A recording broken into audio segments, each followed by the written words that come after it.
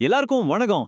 இன்னைக்கு நாம ஒரு செம இன்ட்ரெஸ்டிங்கான விஷயத்த பத்தி பேச போறோம். அதாவது ஒரு சின்ன வெற்றி, ஒரு சாதாரண யூடியூப் வீடியோவோட வியூஸ்ல ஆரம்பிச்சு மனுஷனுக்கும் டெக்னாலஜிக்கும் நடுவுல ஒரு பெரிய போரே வருமாங்கிற அளவுக்கு போற ஒரு உரையாடலை தான் நம்ம அலச போறோம். சரி வாங்க ஆரம்பிக்கலாம். முதல்ல இந்த நம்பரை பாருங்க. 500. இது என்னன்னா யூடியூப்ல காந்தாரா படத்துக்கு ஒருத்தர் போட்ட ரிவ்யூக்கு கிடைச்ச வியூஸ். ஒரு கண்டென்ட் கிரியேட்டருக்கு இது ஒரு சின்ன வெற்றி தருணம். அப்போ அவர் சொல்றாரு, நல்ல விஷயம், இன்னைக்கு நல்ல விஷயம்னா இதுதான். பாருங்க, இந்த ஒரு வரியில அந்த சின்ன வெற்றியோட சந்தோஷம் அப்படியே தெரியுது. நீங்க ஒரு கிரியேட்டரா இருந்தா இந்த ஃபீலிங் உங்களுக்கு நல்லாவே புரியும். ஆனா இது ஒரு தொடக்கம் தான். இங்கிருந்தா ஒரு பெரிய உரையாடலே ஆரம்பிக்குது. அதாவது அவரோட போன வீடியோவை விட இந்த வீடியோக்கு வியூஸ் அதிகமா போயிருக்கு. இந்த ஒரு சின்ன வெற்றி தான் இந்த மொத்த டிஸ்கஷனுக்கும் ஒரு ஸ்பார்க் மாதிரி. ஏதோ பெரிய தத்துவத்தை பேசாம ரொம்ப நிஜமான நம்ம எல்லாருக்கும் கனெக்ட் ஆகிற ஒரு மொமெண்ட்ல இருந்து எல்லாத்தையும் ஆரம்பிக்குது. இப்ப இங்க தான் ஒரு முக்கியமான கேள்வி வருது. வியூஸ் வருது, ஆனா பணம் வரல. சரி, இப்போதைக்கு வேலையில மட்டும் கவனம் செலுத்தலாம்னு நினைக்கிறாங்க. ஆனா இந்த வெற்றி அடுத்த கேள்விக்கு நம்மள கூட்டிட்டு போகுது. அடுத்து என்ன? ஒருவேளை பணம் வர ஆரம்பிச்சா என்ன ஆகும்? சோ இங்க இருந்து தான் இந்த உரையாடல் ஒரு புது டைரக்ஷன்ல போகுது. அந்த வெற்றியை கொண்டாடுறதை விட்டுட்டு மனுஷனோட மனசையே தோண்டி பார்க்க ஆரம்பிக்கிறாங்க. அதாவது இந்த திருப்தி அடையாத மனசை பத்தி. அப்ப ஒருத்தர் சொல்றாரு, இது மனுஷனோட ரொம்ப கேவலமான ஒரு குணம்டான்னு. அதாவது நமக்கு என்ன கிடைச்சாலும் அதுல திருப்தி அடையாம அடுத்து என்னன்னு ஓடிக்கிட்டே இருக்கோம் இல்லையா? அது நம்மள நிம்மதியாவே இருக்க விடாது. அது மனுஷனோட ஒரு பெரிய குறைபாடுன்னு சொல்றாரு. இத விளக்க ஒரு சூப்பரான உதாரணம் சொல்றாங்க. 2 பேரை எடுத்துக்கலாம். ஒன்னு விலங்கு, இன்னொன்னு மனுஷன். ஒரு பறவை கூடு கட்டுதுன்னா அது அந்த கூட்டிலேயே தங்கிடும், அதை பாதுகாக்கும். ஆனா மனுஷன் அப்படி இல்ல. ஒரு வீடு கட்டுவான், அந்த இலக்கை அடைஞ்ச உடனே அடுத்த நிமிஷம் அடுத்து என்ன கட்டலான்னு யோசிக்க ஆரம்பிச்சிடுவான். இந்த ஒரு அமைதியின்மை தான் மனுஷனோட ஸ்பெஷாலிட்டி. ஆனா இங்கதான் ஒரு ட்விஸ்ட். இந்த உரையாடல் அப்படியே யூட்டன் அடிக்குது. நாம இவ்ளோ நேரம் மனுஷனோட குறைபாடுன்னு நினைச்ச இந்த திருப்தி இல்லாத குணத்தையே நம்மளோட மிகப்பெரிய பலம், நம்ம வளர்ச்சிக்கு காரணமே இதுதான்னு ஒரு புது கோணத்துல பார்க்க ஆரம்பிக்கிறாங்க. இங்க பாருங்க, இந்த 2 விஷயத்தையும். ஒரு பக்கம் இது மனுஷனோட ஒரு அருவருப்பான குணம்னு சொல்றாங்க. இன்னொரு பக்கம் இந்த குணம் தான் நம்மள பரிணாம வளர்ச்சி அடைய வச்சதுன்னு சொல்றாங்க. சோ இந்த முடிவில்லாத தேடல் மனுஷனுக்கு கிடைச்ச வரமா, சாபமா? இதுதான் இங்க முக்கியமான கேள்வி. இதை இன்னும் சிம்பிளா சொல்லணும்னா யோசிச்சு பாருங்க.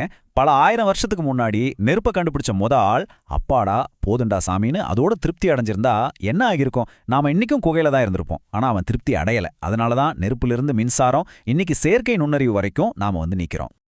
இந்த வளர்ச்சி பரிணாமம்னு பேசிட்டு இருக்கும்போதே அவங்க சமீபத்துல சந்திச்ச ஒரு டெக்னாலஜி அனுபவத்துக்குள்ள போறாங்க.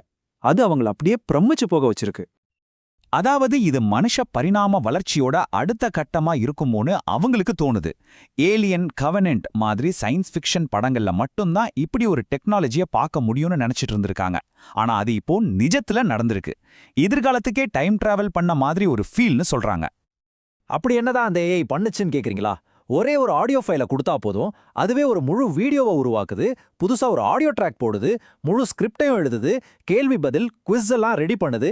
இன்னும் சொல்ல போனா ஒரு பிடிஎஃப் டாக்குமெண்ட், ஒரு மைண்ட் மேப்னு எல்லாத்தையும் அதுவே செஞ்சிடுது. இதெல்லாம் நேர்ல பார்த்தப்போ ஒரு காலத்துல சயின்ஸ் ஃபிக்ஷன் சொன்னதெல்லாம் கண் முன்னாடி நடக்கும்போது உடம்பெல்லாம் புல்லரிச்சு போச்சுன்னு சொல்றாங்க. அந்த ஆச்சரியத்தை எப்படி சொல்றதுனே தெரியாம அவர் சொல்றாரே, நான் அப்படியே ரஜினிகாந்த் மோடுக்கு போயிட்டேன், oh my god, marvellous, fantastic அப்படின்னு. அந்த அளவுக்கு ஒரு பிரமிப்பு. சரி, இந்த பிரமிப்பு, இந்த உற்சாகம் எல்லாம் ஒரு பக்கம் இருக்கட்டும். ஆனா இதோடயே சேர்ந்து ஒரு சின்ன பயமும் எட்டி பாக்குது. எதிர்காலம் யாரு கையில இருக்க போகுது? இந்த நம்ப முடியாத டெக்னாலஜி வளர்ச்சி நிஜத்துல நமக்கு என்ன சொல்ல வருது? பயம் என்னன்னா, இந்த ஏஐ இவ்ளோ வேகமா வளர்ந்துட்டு போனா ஒரு கட்டத்துல நமக்கெல்லாம் வேலையே இல்லாம போயிடுமா? மனுஷங்க தேவையே இல்லைங்கிற ஒரு நிலைமை வந்துருமா? இதுதான் அந்த உரையாடல்ல வர்ற ஒரு முக்கியமான கவலை. இது ஏதோ கற்பனை இல்ல, இப்போ நம்ம கண் முன்னாடியே இந்த மாற்றங்கள் நடந்துட்டு இருக்கு. உதாரணத்துக்கு இலான் மஸ்கோட எக்ஸ், அதாவது முன்னாடி ட்விட்டர்னு இருந்துச்சு இல்லையா, அதுல எக்ஸ் சாட்னு ஒரு புது ஃபீச்சர் வந்திருக்கு. ஃபோன் நம்பரே இல்லாம உங்களோட எக்ஸ் ஐடி வச்சு வீடியோ கால், ஆடியோ கால், பெரிய ஃபைல்ஸ் ஷேரிங்னு எல்லாம் பண்ண முடியும். இது எல்லாமே அந்த மாற்றத்தோட ஒரு அறிகுறி தான். இந்த இடத்துல தான் இந்த ஊகம் இன்னும் ஒரு படி மேல போகுது. எதிர்காலத்துல ஏஐ கூட ஒரு போர் நடக்கும்னு நான் நினைக்கிறேன்னு ஒருத்தர் சொல்றாரு. ஒருவேளை ஏஐக்கு நம்மள மாதிரி உணர்வுகள் எல்லாம் வந்து இனிமே இந்த மனுஷங்க எதுக்கு, ஆனா அதுவே முடிவு பண்ணி நமக்கு எதிராக ஒரு போர ஆரம்பிச்சா என்ன பண்றது? சோ கடைசியா நாம இந்த ஒரு முக்கியமான கேள்வியோட இந்த உரையாடலை முடிக்கிறோம். இந்த செயற்கை நுண்ணறிவுங்கிறது நாம கண்டுபிடிச்ச ஒரு புது கருவியா, இல்ல நம்மளோடவே போட்டி போட போற நம்மளோட இறுதி போட்டியாளரா?